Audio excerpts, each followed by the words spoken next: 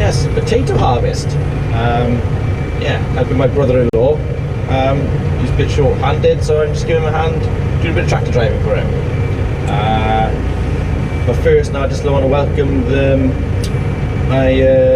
bit of a spike in new subscribers. So welcome along. I hope you enjoy what you see. Most of you, I'm guessing, has probably come from John Saunders' channel. He gave me a bit of a mention in one of his videos last week before, I think it was. So thank you, George, for doing that. And I've been asked to mention Henry Gooch Photography. He asked me, he's been sent me a message on Snapchat to mention his channel on YouTube as well. I've had a look at it, and I think I've subscribed. Pretty sure I've subscribed, yeah. And yeah, it's a good little channel, yeah. Got some nice machines working and stuff on it. So yeah, on potato harvest. My brother-in-law grows 50 acres of spuds, and he's got a pile of beef cattle, and he's got some pigs as well. The potatoes not all, they get sold all over the place really, mainly through farm shops, butcher shops and chippies. Some do end up in with puffin potatoes and go to supermarkets, but not a great deal. Now, they've got their own farm shop, Gates to Plate. That's run by my wife Anna and John's wife Vicky. So he sells beef that's raised on the farm, potatoes and pork through there. So yeah, he was short-handed of a driver, so it's a relatively quiet time of year on the farm with me. So I thought I offered him help. So I'm down here. Well, I'm doing third day today now, and I'm on a little New Holland T6 160, and we're lifting. I don't know if you can see behind me, lifting into boxes. Yeah. So it's quite a steady job. We're only 2 fields away from the yard, so we aren't flat out thundering up and down the road, nothing. So yeah, it's a fairly steady little job.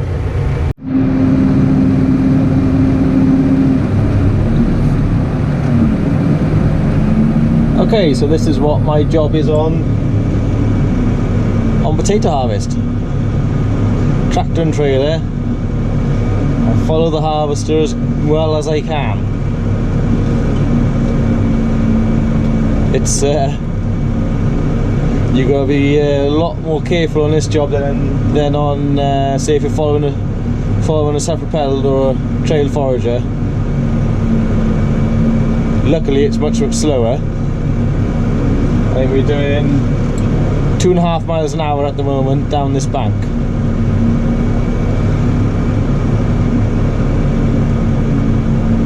And yeah, you got to be pretty accurate and careful with your driving. This is day 3, and I'm just about getting the knack of it. You got to watch behind all the time. At least with the potatoes, now we're on the land work, it is straight. So you aren't going to worry too much about steering, huge amount.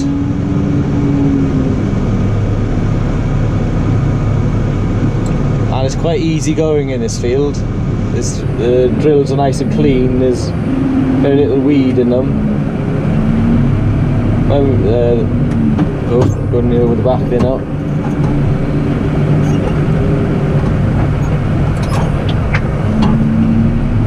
Yeah, very little weed in this field, so it's quite easy going, so just trundle along steady. The first field we did, well, the first day,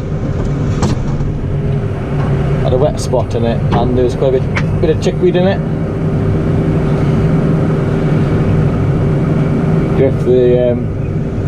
On the spud harvester now, he's got a load of potatoes. I don't know if I can get you off there.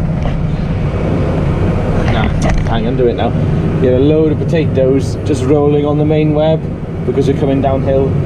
and the soil is so fine it's just falling straight down through the webs, and the spuds are rolling off the front of the harvester. And we're picking one way because we couldn't go uphill. The tractor was just digging in. He's got a New Holland T6050. Yeah, 6050 on the harvester, but it's on narrow wheels. It's on 340/85 48s to fit down the drills tidy,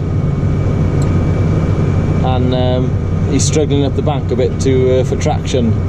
He starts pulling uphill and just digs himself into a hole because there's such a depth of soil here that he's just going straight down. Which way am I going, Griff? I'll pull over here out the way now because I think he's going to go over the far end there, I think, and try pulling uphill. But as you can see, well, no, maybe you can't see, but he's struggling to push the harvester back uphill there now on the bank we've got. In the bucket on his front loader is full of gravel for a bit of extra ballast. Ooh, hang on, I'm on forward drive.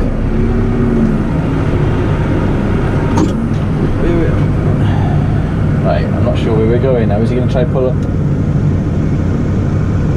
Or is he going to reverse back the far court? Ah, he's going to go over this way. I've messed that up. He's going to try and pull up this side.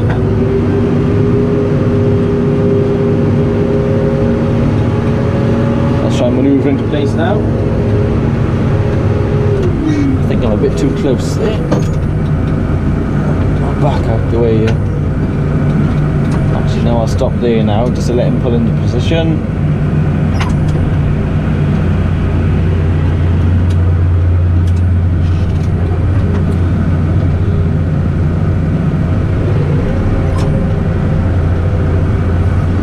Not too sure what he's doing now.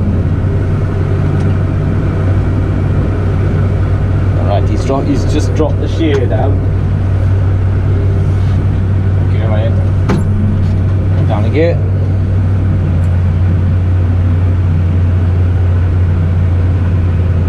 My positioning is a bit crap here at the minute.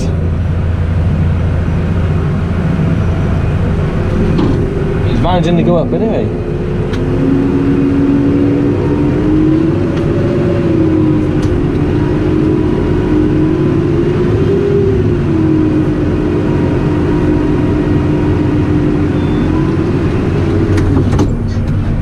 Problem on the harvester. I heard a beep.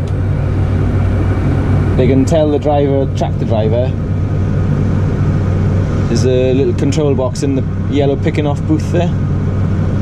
They can tell him to stop and start, and they can control the table that they're picking off. They can stop and start that as well, and control the speed of it, I think.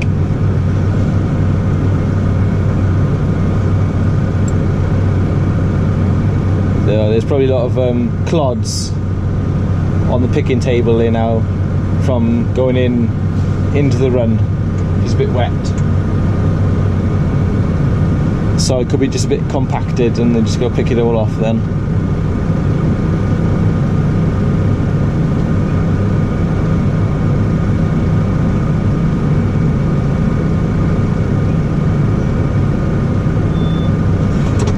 Right, I think we'll be off again now.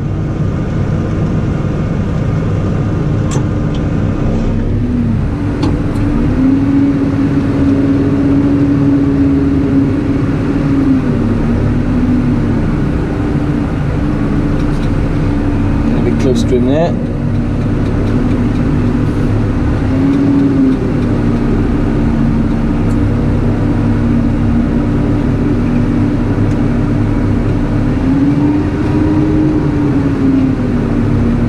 That's a homemade, well, a fall breaker they call that basket on the end of the elevator there.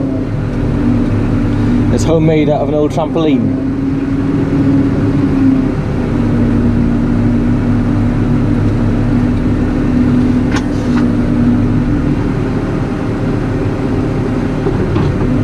Enough in that box. Just dip the clutch. for the next one.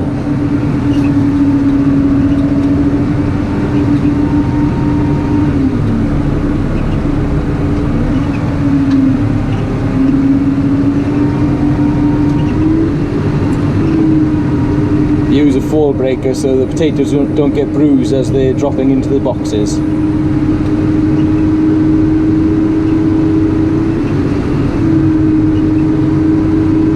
So it should speed the job up a bit now that if we can pick up hill each time.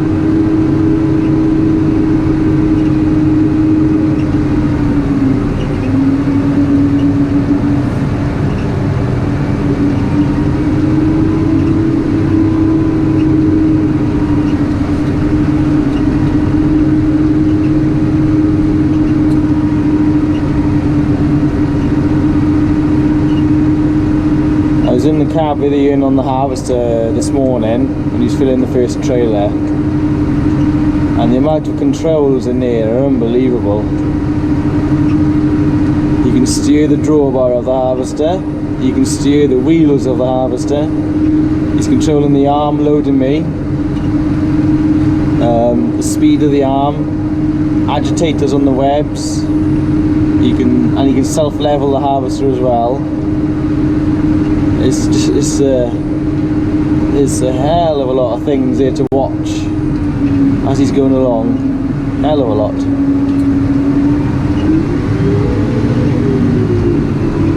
Right, pull out and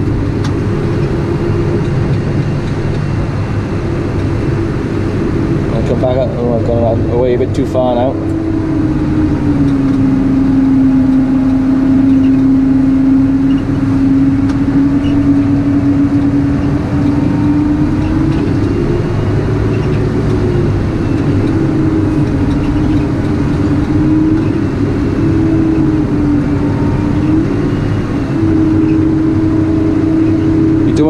Fill the boxes because when we get back to the yard we'll level them out.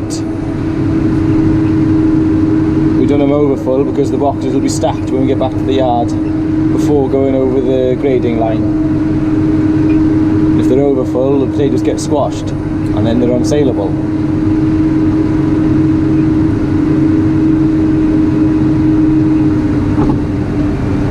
It's nearly the end of this run now.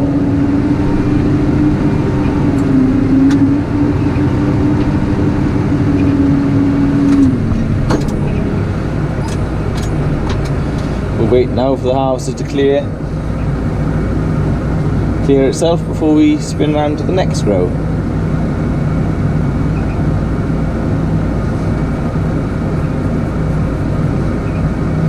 I think the variety we're lifting now is Maris Piper. So these will be mainly for chip shops. I think the Maris Piper are the ones for frying for chips. They like these ones because they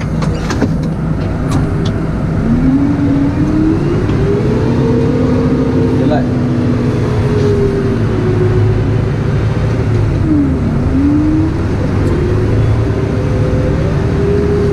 chip shops like the Maris Piper because they have a golden colour once they're fried.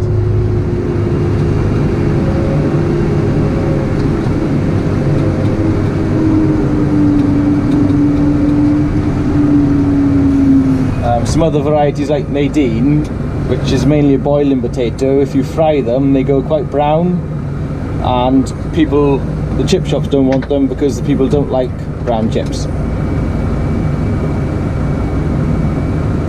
And he grows about 4 or 5 different varieties altogether, and he mixes up different varieties in each field as well, just in case one field fails he doesn't lose one whole variety.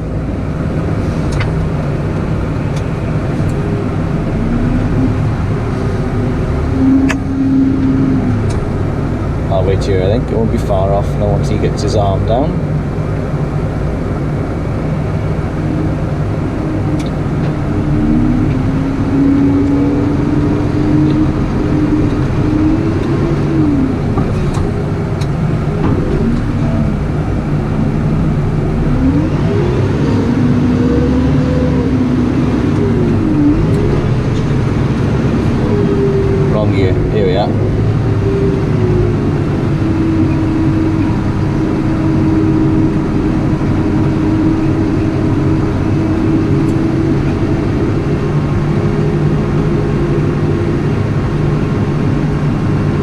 getting loaded, as you can see, with 6 boxes at a time now, which is enough.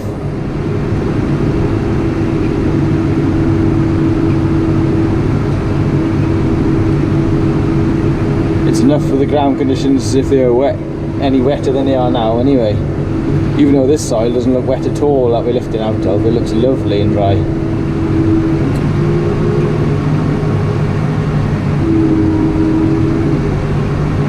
He's got a bit faster now. We're doing about 3 miles an hour on this run now.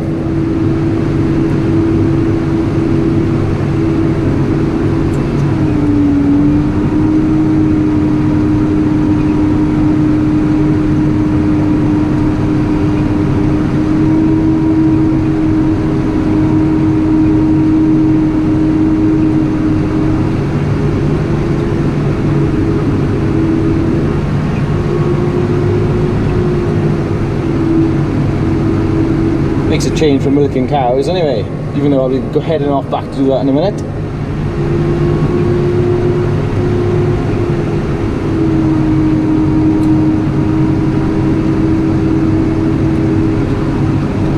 Something different, but I think milking cows is more straightforward than growing potatoes, I think.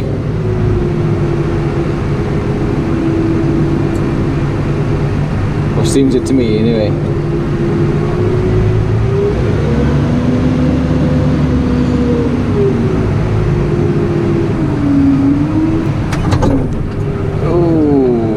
I don't think there's any going over the back.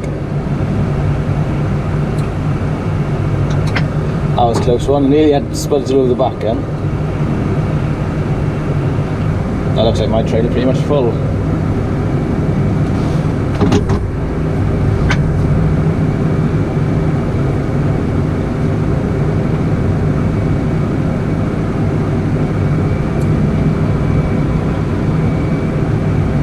Oh, must be a bit of room. Must have been a bit of room at the back, he just edged back a bit.